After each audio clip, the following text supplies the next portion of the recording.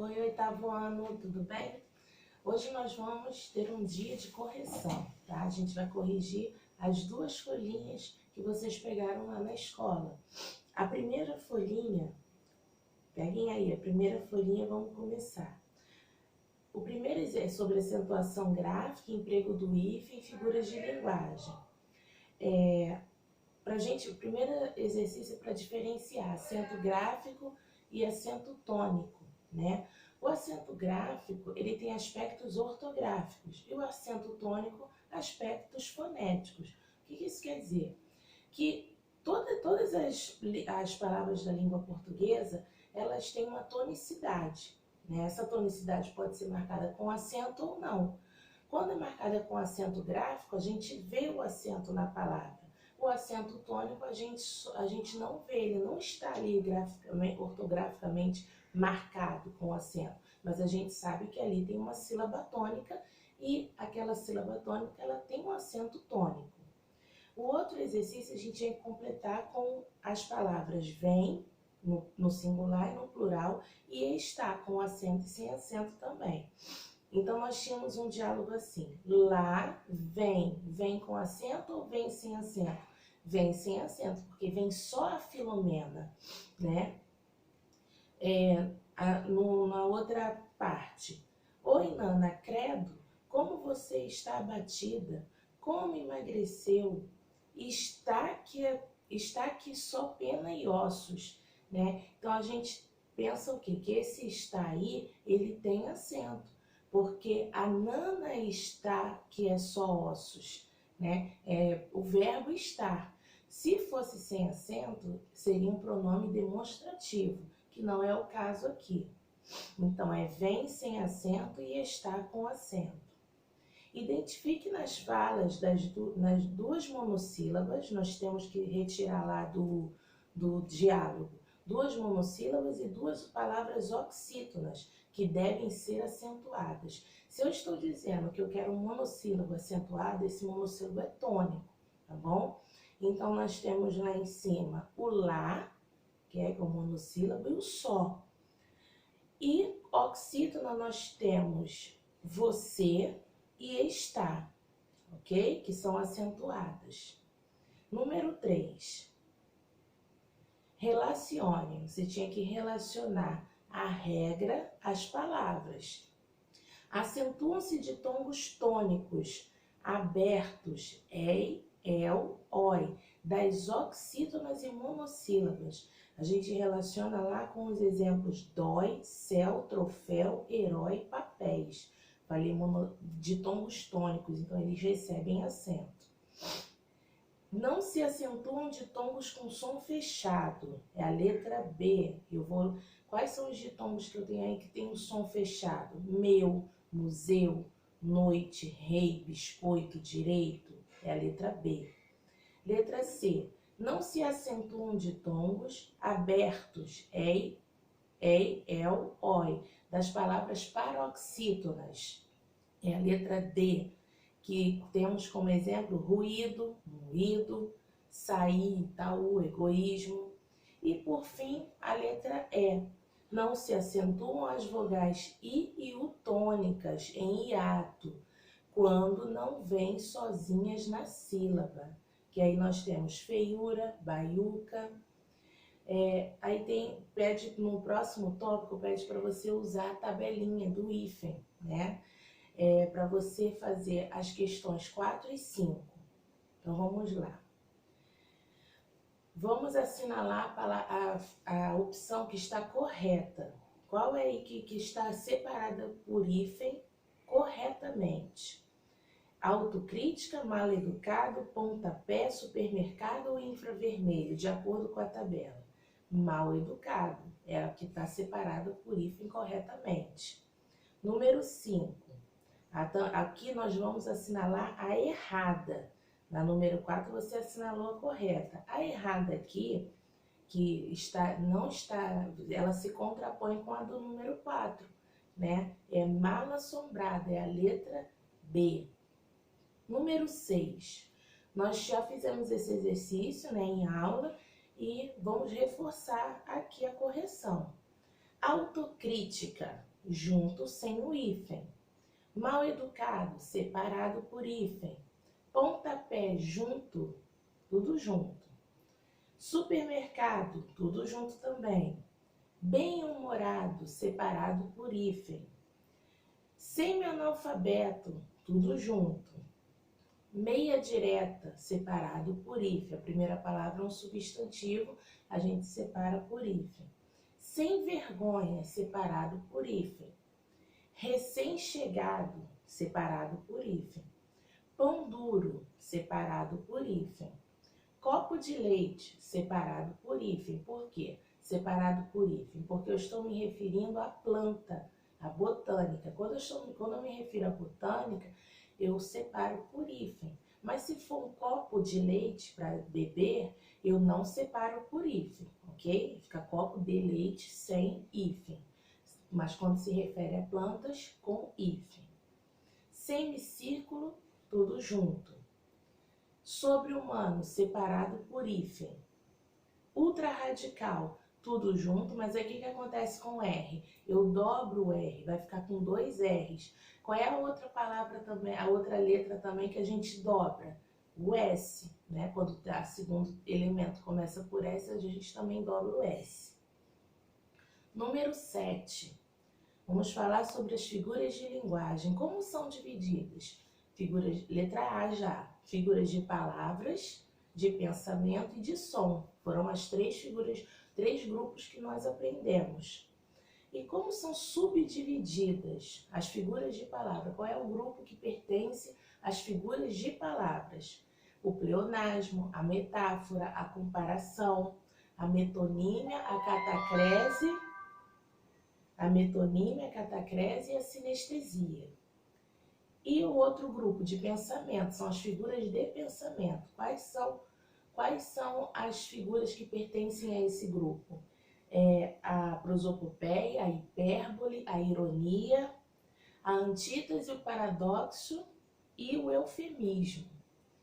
E as do grupo do som? É a onomatopeia, a aliteração e a assonância, ok? Vamos agora, que a gente já sabe o grupo de figuras de linguagem, né, que a gente já relembrou, vamos classificar. Aí vocês deveriam ter classificado as frases de acordo com o grupo de acordo com a figura de linguagem. Estou sentindo dor na batata da perna. A gente pegou essa batata emprestada de algum lugar, porque a gente não tem uma batata na perna. Então eu estou falando da catacrese. Os poemas são pássaros que chegam, né? Então aí eu estou comparando, fazendo uma comparação mais poética, né? Mais assim, significativa dos poemas e dos pássaros, mas eu não estou usando nenhum elemento comparativo, então eu tenho uma metáfora, tá? Tremi até o chão como um terremoto no Japão. Eu estou comparando como foi o meu tremer com o do terremoto do Japão. Eu estou usando o elemento comparativo como. Então eu tenho uma comparação. Amo caldo de cana, já tomei 3 copos. Ninguém toma 3 copos, a gente toma o conteúdo. É igual quando a gente também fala, eu comi 3 pratos de comida, também não. A gente come o conteúdo. Então é uma metonímia. Com o dinheiro compraria 10 cabeças de gado. Catacrese. Deixa eu aumentar aqui. Minha vida é vento, sempre em movimento. Estou comparando a vida com o vento, mas não usei nenhum elemento comparativo, né? Então é uma metáfora. Vou para Jonas Esticado no Parque do Povo. Eu vou para o show do Jonas, eu não vou para o Jonas Esticado, né? Então aí eu tenho uma metonímia. Comprei 2 cabeças de cebola. Cebola não tem cabeça, quem tem cabeça somos nós. Eu emprestei a cabeça para designar a cebola. Então eu tenho aí uma catacrese. Agora vamos classificar as figuras de pensamento. Vamos ver aí quantas vocês acertaram. A primeira é muito fácil. Se não fosse pelo trabalho, levaria 1 século para chegar. Um século, quem leva um século para chegar? Ninguém, né? Então é um exagero, é hipérbole. Quando eu cerrar os olhos moribundos, tu chorarás por mim num pranto saudoso. Olha só que dramático. Quando eu cerrar os olhos moribundos, o que eu quero dizer com isso? Quando eu morrer, né? Mas aí eu tenho uma figura de linguagem que eu uso para não ser diretamente assim, então, para não falar, dar uma notícia, ou então falar algo assim tão diretamente, tão bruscamente. É o eufemismo, né? Então eu falo que quando eu cerrar os olhos moribundos, quando falecer, eu uso palavras mais amenas para dar certas notícias, para falar certas coisas. Mas dentro de mim o coração grita, mentira. Agora, mentira mesmo, porque o coração não grita. Então eu estou dando ao coração uma ação própria de seres animados. Então eu tenho a personificação, ou a prosopopeia. Foi reprovada de novo. Parabéns para você. Isso aí é uma ironia pura, né? Meu Deus, estou sem Wi-Fi, vou morrer. Você não vai morrer porque está sem Wi-Fi, tá? Pode ficar tranquilo. É uma hipérbole. Você é claridade na minha escuridão. Ó, presta atenção. Claridade e escuridão, né? Ideias opostas. Qual é a figura de pensamento que me dá ideias opostas? É a antítese. Seus olhos me dizem tudo o que eu quero ouvir. O olho diz, né?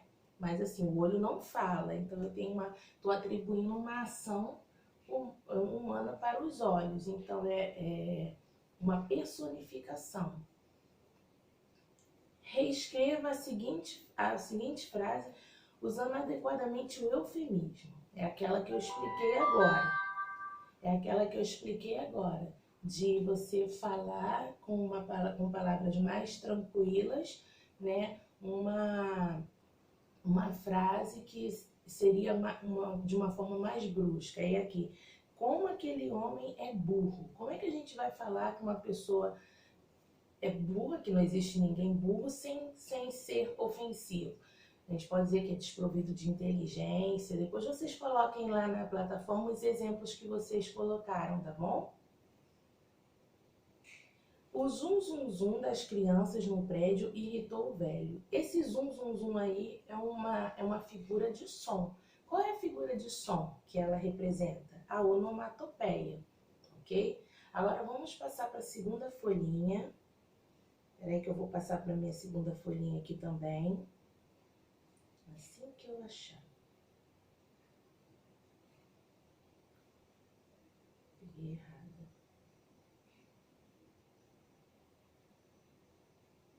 Peguei certo. Então, vamos lá. A segunda folhinha começa com uma música chamada Paciência. Né? Essa música é do Lenine. É uma música que fala, né, do que... Ela expressa um pouco do que a gente está vivendo agora, apesar dela ser antiga, mas ela acaba dizendo um pouco do que nós estamos passando no momento. Né?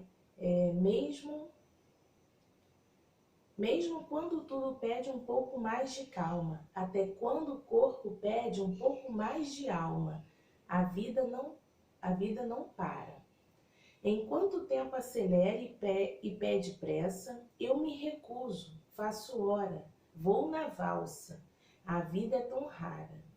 Enquanto todo mundo espera a cura do mal, e a loucura finge que tudo isso é normal, eu finjo ter paciência.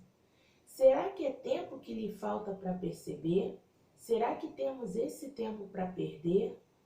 E quem quer saber? A vida é tão rara, tão rara. Mesmo quando tudo pede um pouco mais de calma, até quando o corpo pede um pouco mais de alma, eu sei, a vida não para. A vida não para, não.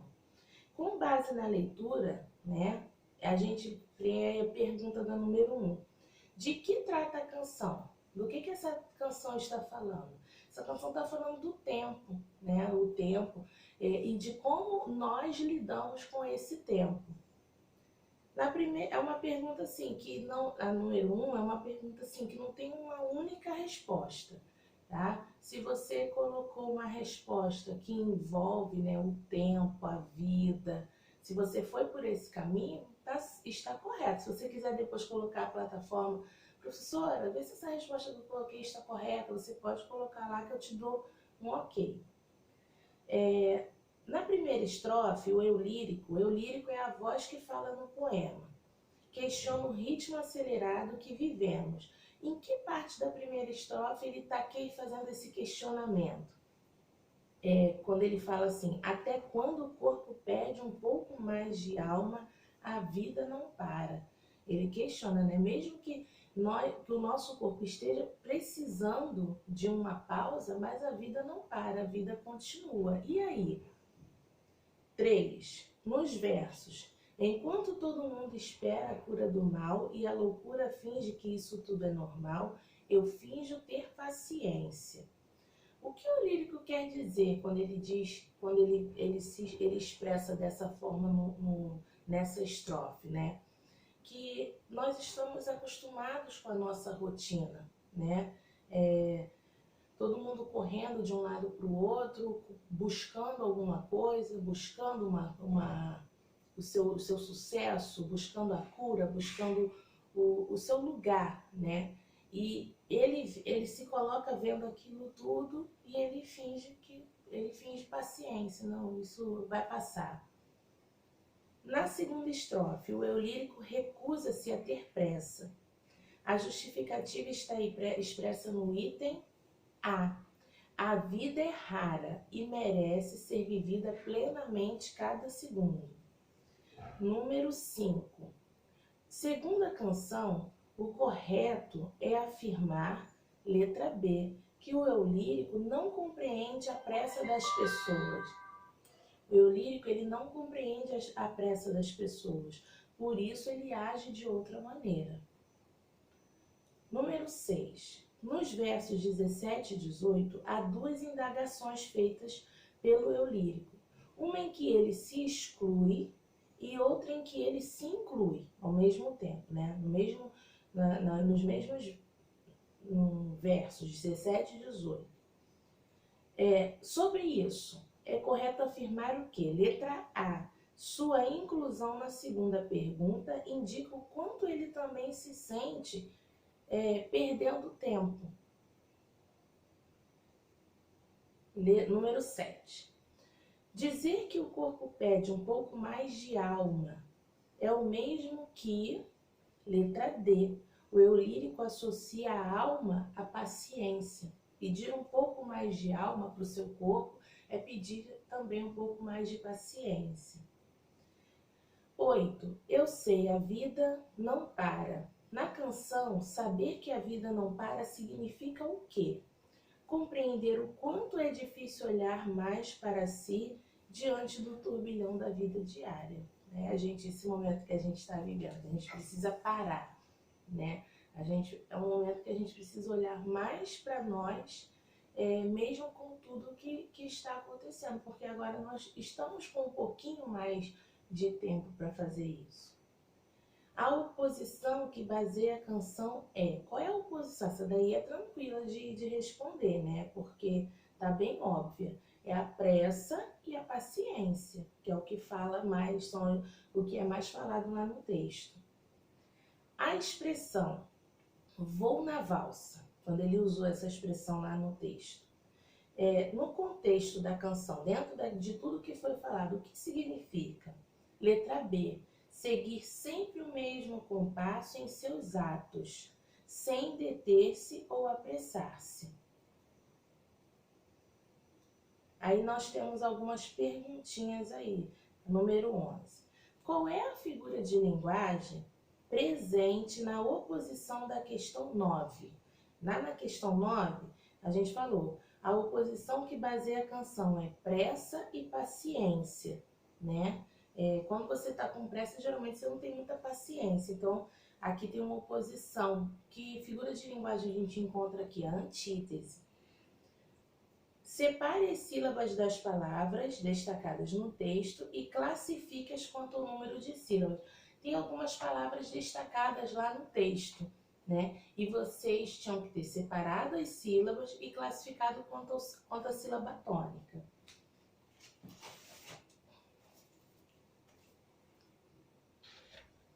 São as palavras calma, até, alma, pressa, recuso, cura, paciência, veloz e nós. Vamos lá, vamos começar. Primeiro você separou calma, né? Duas sílabas. Ela é uma paroxítona. Até é uma oxítona. Alma, paroxítona. Pressa, separaram certinho pressa, né? Pressa é uma paroxítona também. O me é o quê? É um monossílabo átono, tá? Recuso, uma paroxítona. Cura, pulei? Não. Cura é uma paroxítona também. A maioria das palavras na língua portuguesa são paroxítonas. Paciência, o cia de tongo não separa, ok? É uma paroxítona. Veloz, oxítona. E nós, monossílabo também, mas é tônico, tá bom? Agora vamos para número 3. Diferencie monossílabo tônico e átono. Vamos lá, a gente acabou de fazer um exercício que tinha um monossílabo tônico e um monossílabo átono. Qual é a diferença? O monossílabo tônico, ele tem sentido próprio e é acentuado. O monossílabo átono, não. Ele não tem sentido próprio e ele não é acentuado. A gente pode olhar lá no exercício anterior. O me é átono. Ele não tem sentido próprio. Se você falar só o me, né, não tem sentido e ele não recebe acento. Agora, nós. O nós, ele tem sentido próprio. A gente sabe que, se falar nós, você está se referindo a um grupo de pessoas, né? Continuando. No trecho, a vida não para. Vamos classificar esse para aí. Esse para aí da vida não para é um verbo, é o verbo parar. Agora o outro para é preposição, tá? É diferente. 5. Elabore um parágrafo fazendo um paralelo entre a letra da canção e o momento que vivemos atualmente. Esse número 5 eu quero lá na plataforma, ok? Quero a resposta deles lá para eu poder estar lendo com vocês. Tirem foto dos exercícios feitos, corrigidos e coloquem lá para eu dar uma olhadinha também. Eu quero só falar com vocês sobre denotação e conotação. A denotação ela é um recurso, né? Os dois são recursos, só que a denotação é quando a gente usa o sentido original da palavra.